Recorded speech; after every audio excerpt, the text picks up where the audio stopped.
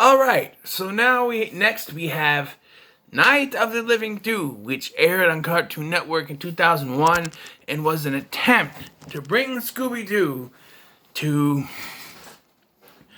Adult Swim. Adult Swim I think recently started ish, and I guess they were planning on doing a more not fully adult but teenager related, like a more grown up Scooby Doo thing.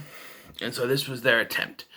Night of the Living Dew, which not only brought back the gang, but brought back the idea of celebrity guests as Scooby and the gang meet Gary Coleman, David Cross, Mark Hamill, and Big Bad Voodoo Daddy, which is a band, I guess, and Mark Hamill's supposed to be a surprise.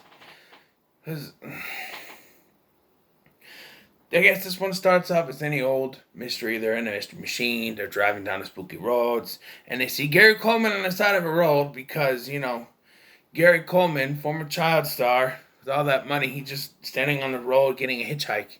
I know some child stars don't have money. But Gary Coleman was never short of money. I guarantee it. He's just standing on the road. And they're like, Gary Coleman. He's like, hey, guys, can I get a ride? And they're like, okay. And they get in, this Scooby's like, it's Gary Coleman. It's Gary Coleman. It's Gary Coleman. Raffney, it's Gary Coleman. I'm just like, yeah, we get it. And then they run out of gas, because as you do, but then, with Scooby-Doo, but if you were running out of gas, why would you pick someone up? But they run out of gas, and they find this spooky amusement park, but then Gary Coleman's got gas. He pulls out of his ass, apparently. I got some gas. He fills up the gas tank. Fred gets a little perturbed. They're driving. Fred purposely breaks the tire and goes, oh, we got a flat tire. We have to stop at this spooky place here. And Gary Coleman pulls a spare tire out of his ass and says, oh, I can fix it. And he fixes it. And then Fred completely crashes the mystery machine. He goes to see Gary Coleman fix that. And they end up at a spooky hotel ran and possibly owned by David Cross. And then he has this assistant named Shifty, who is outed right away as being the one who's behind everything. Although there's a twist with that, because he finds a book. He finds plans for real estate stuff. He finds a book on how to do it in Shifty's name. And it basically tells you what's going on.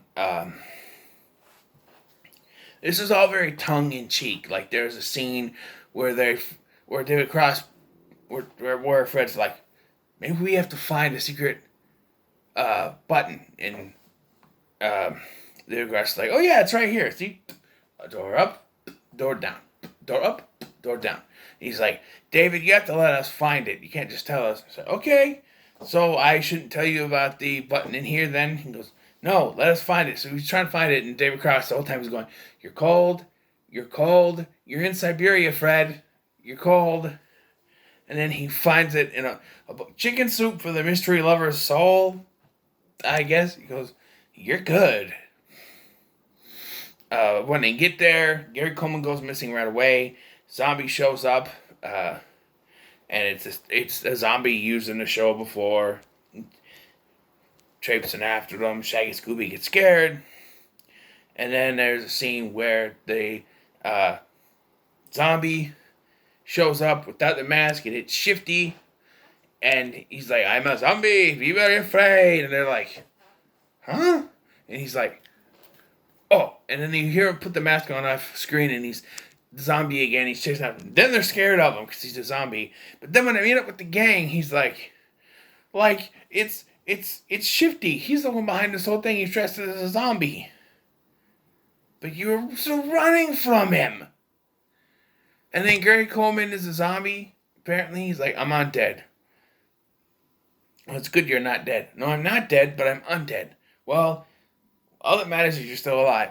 No, guys, you don't get it. I'm a zombie. And it's like, what? And then he goes to get ready to chase him, and they're like, hey, look, it's our old friends, Big Bad Voodoo Daddy. And I'm like, oh? And like, yeah, you ready for the chase scene? What chase scene? And then the zombie comes up, and there's a chase scene, some zoot suit kind of music. Honestly, not my kind of music, to be honest. And then they finally get the zombie. They pull it off, and it's Jabberjaw, who, and they spell out what Shifty was planning on doing earlier in the film. He's like, no, I just wanted to get rid of get rid of you mystery solvers. You know, I had a team too, a team of teenagers too. We solved mysteries underwater, and like oh, and then all of a sudden Shifty takes off his head, and it's Mark Hamill, and he goes, I've been on the case, trying to figure out what was going on the entire time. And I'm like, wait, what? And even Gary Coleman comes out. He's like, wait a minute. If this was all Jabberjaw, how am I a zombie? And why is Mark Hamill undercover as Shifty? It doesn't make any sense. And like, there's some tongue-in-cheek humor as well with like David Cross does the split up, and he puts Velma and Velma and Fred together, Shaggy and Scooby, and he goes with Daphne. But later he puts his arm around Velma. So I don't know. He's like, can't talk trapdoor, and it falls down a trapdoor. They're gonna check the dungeon. I don't. It was what Adult Swim was at that point. It would fit right in, but I guess it didn't work. They also had, I remember correctly, a few Yogi Bear cartoons in the style of Ren and Stimpy that I remember watching, and then my mom saw it and was like, "No, you can't watch this." I'm like, "Why? It's Yogi Bear." She goes, "It's not Yogi Bear. It's not. It's not a good Yogi Bear or whatever." And then I found him on YouTube years later, and I'm like, "Oh yeah, this is just like," because when I was a kid, I never understood why I couldn't watch Ren and Stimpy. Then I bought a DVD set and I watched some of it, and I was like, "Oh, I get it now. And so I found those Yogi Bear ones, trying to figure out why I couldn't watch them, and they're in the same style as Ren and Stimpy to the T. So you had those Yogi Bear cartoons, Ren and Stimpy. Snuggles and Meat was a knockoff. Then you had the Ripping Friends from the same people. Yes, but this was more what the Hanna-Barbera version of Adult Swim would be, where you get the Brak Show or Harvey Birdman, maybe even the later seasons of Space Ghost Coast to Coast, which those went in a direction I wasn't really a fan of. I like the earlier seasons of Space Ghost Coast to Coast. The later ones, they got too self-referential and redundant after a while. It's just like, no, I can't do it. But, in the same kind of humor as those kind of Adult Swim Hanna-Barbera cartoons. So I think if they did do a show like this, I probably would have liked it. I found myself laughing a couple times during this. It was kind of funny. What was the big one? I don't remember, but there was one I really laughed. I can't remember.